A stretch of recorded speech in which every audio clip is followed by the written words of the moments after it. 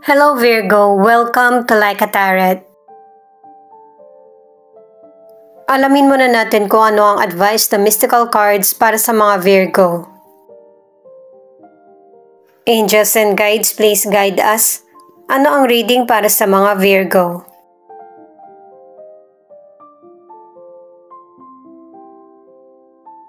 Mas maigi na basahin ko sa inyo kung ano yung meaning nito sa booklet. Kindness, ito yung unang card, na ang ibig sabihin hindi ganun kadali gawin na piliin yung kindness. Pero syempre, yung mga nagawa mong maganda sa kapwa ay maibabalik sa iyo. Hindi man sa iyo pero sa mga anak mo or sa family. Ang next card naman ay observation. Ang ibig sabihin nito, huwag ka basta-basta mag-react sa sitwasyon. Aralin mo muna or obserbahan.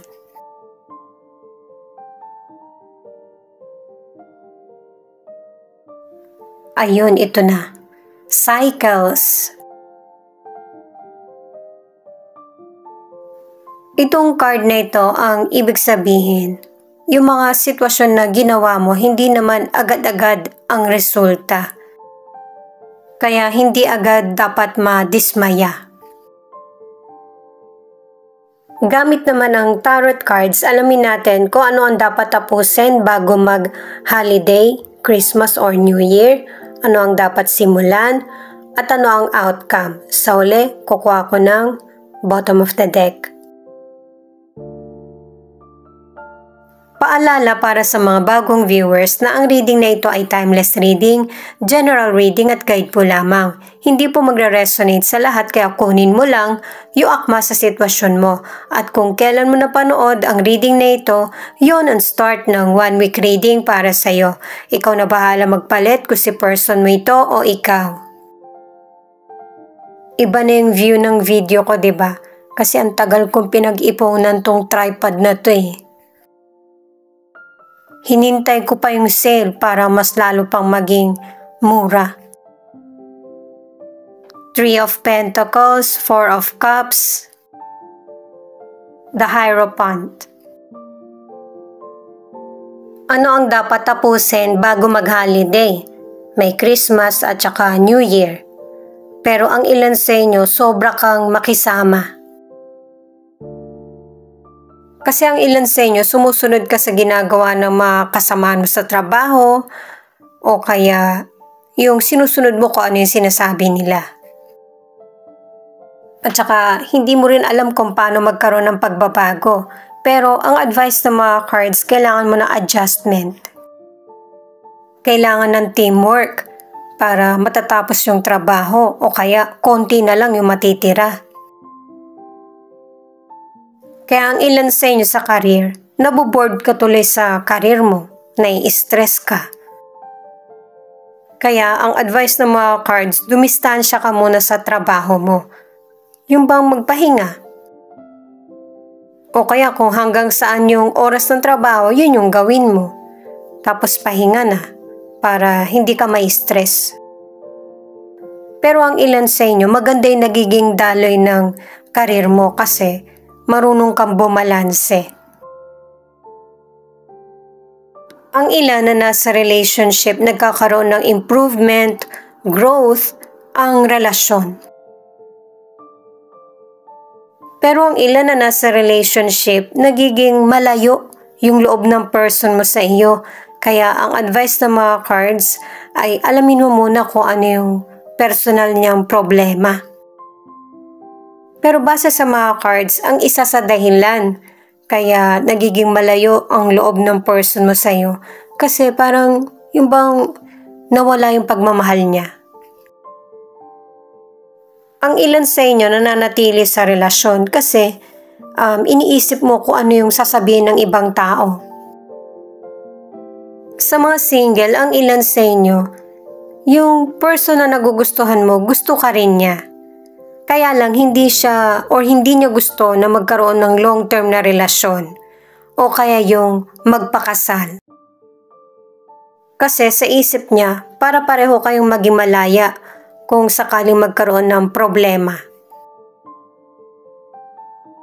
Seven of Wands, Knight of Wands at Queen of Wands. Ito naman ay kung ano ang dapat mong simulan.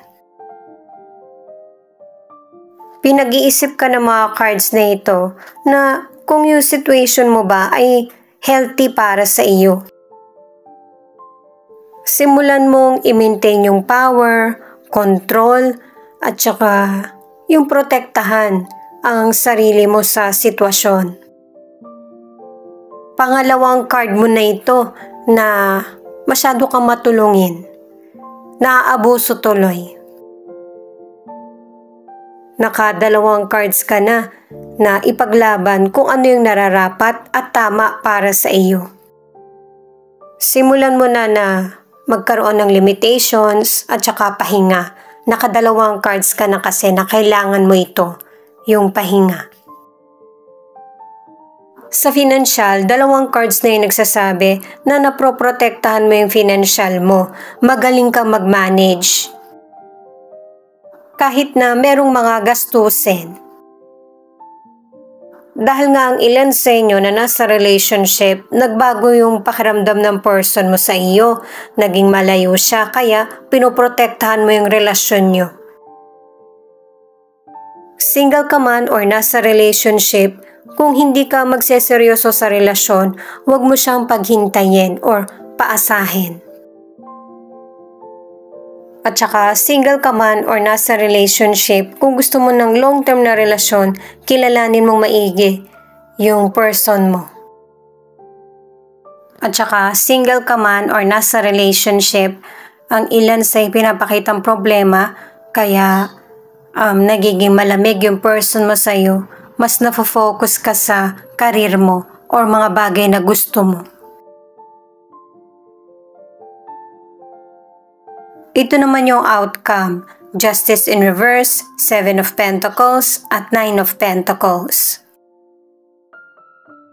Sa ngayon, kung nababagalan ka sa progress ng buhay mo, dalawang cards yung nagsasabi na merong magandang resultang darating sa iyo.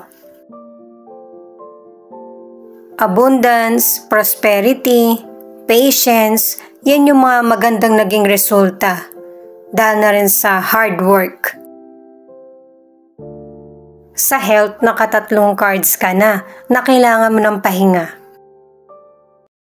Kasi ang ilan sa inyo, hindi ka makapag-isip ng mabilis o kaya yung nagiging absent-minded ka, natutulala. At saka ang advice ng mga cards sa health, huwag masyadong mag-expect kasi darating naman yung magandang resulta para sa iyo. Sa health, ang ilan sa inyo merong health recovery, ang ilan naman ay good health. At saka ang ilan sa inyo middle-aged na, kaya kailangan ng healthy diet at saka exercise. At para sa ilan na single or nasa relationship, kung hindi pa dumarating yung hustisya na para sa iyo, may kanya-kanya tayong panahon at darating din yung para sa iyo.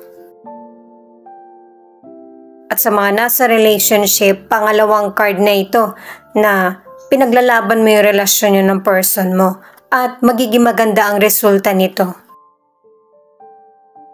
Ang ilan naman sa inyo na nasa relationship, yung person mo ay very supportive sa iyo sa mga gusto mong mangyari sa buhay. Ang ilang single naman, nagkaroon ka ng trauma sa nakaraan. Marami na ring beses ito nangyari, pero ito pa yung nagbigay ng dahilan sa iyo para malaman mo kung ano yung gusto mo talagang relasyon sa future. Ito yung message ng spirit guide mo.